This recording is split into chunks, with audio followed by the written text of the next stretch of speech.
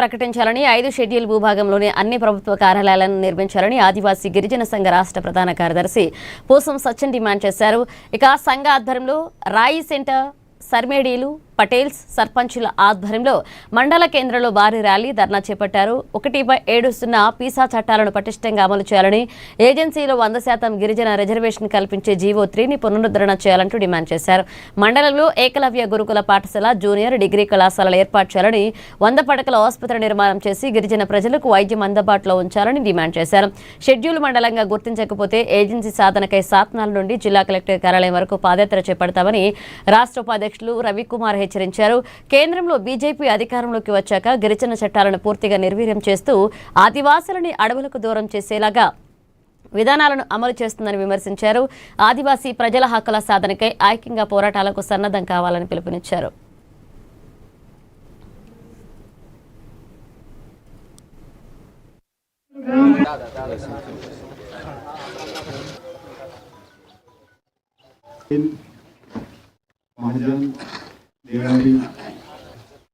గిరిజన సంఘం నుంచి కూడా ఒకటే నినాదం, ఒకటే లక్ష్యం, ఒకటే కోరిక. ఈ సాత్నాల మండలంను పూర్తి స్థాయి ఏజెన్సీ మండలంగా ప్రకటించాలి. ప్రకటించేంత వరకు ఆదివాసీ గిరిజనులు ఉద్యమిస్తారనే దాని గురించి ఈ రోజు ఈ ర్యాలీ, ఈ ధర్నా కార్యక్రమం అనేది నిర్వహిస్తున్నాం. ఈ సాత్నాల మండలం కొత్త మండలం, మొత్తం 100% ఆదివాసీ జనాభాలో ఉన్న గ్రామాలవి. కానీ ఇప్పటి వరకు 5వ షెడ్యూల్లో చేర్చకపోవడం, చేర్చిన ఆ గ్రామాలకు ఫలితాలు రాకపోవడం అనేది ఐటీడీఏ నుంచి కావచ్చు, ప్రభుత్వాల నుంచి కావచ్చు, ఎటువంటి సౌకర్యాల రాక మూలంగా ఆదివాసీలు వెనుకబడడం అనేది జరుగుతూ ఉంది.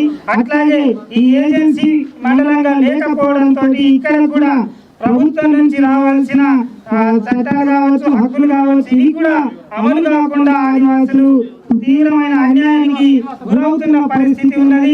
అట్లాగే ఈ రోజు షెడ్యూల్ 5 లో భారత రాజ్యాంగం ఆదివాసులకు కేటాయించినటువంటి హక్కులు 170 కావచ్చు, పీసా చట్టం కావచ్చు, అట్లాగే స్థానిక గిరిజన నిరుద్యోగులకు ఇక్కడే ఉపాధి అవకాశాలు కల్పించాలనే నిబంధన కావచ్చు, ఇవేవి కూడా ప్రభుత్వం ఈ మండలంలో అమలు చేయట్లేదు. ఇక్కడ జీవో నంబర్ 3ని కొట్టేసిన తర్వాత మా అభ్యర్థులు జనరల్ అభ్యర్థులతో పోటీ పడలేక నిరుద్యోగులుగా మారుతున్న పరిస్థితి ఉన్నది. మా ఆశ్రమ పాఠశాలలో, మా ఏజెన్సీ కళాశాలలో కనీస సౌకర్యాలు లేవు. బయటనేమో కార్పొరేట్ కళాశాలలు, కార్పొరేట్ స్కూళ్ళు, వాటితోటి మా ఆదివాసీ విద్యార్థులను పోటీ పడమంటే ఎట్లా? మాకు కూడా అన్ని రకాల సౌకర్యాలు కల్పించండి, మాకు కూడా అన్ని రకాల కల్పించండి, మేము పోటీ పడతాం. కానీ ఈ రోజు ఆదివాసీల రిజర్వేషన్ ని తీసేసినట్టు జీవో నంబర్ 3ని తీసేశారు.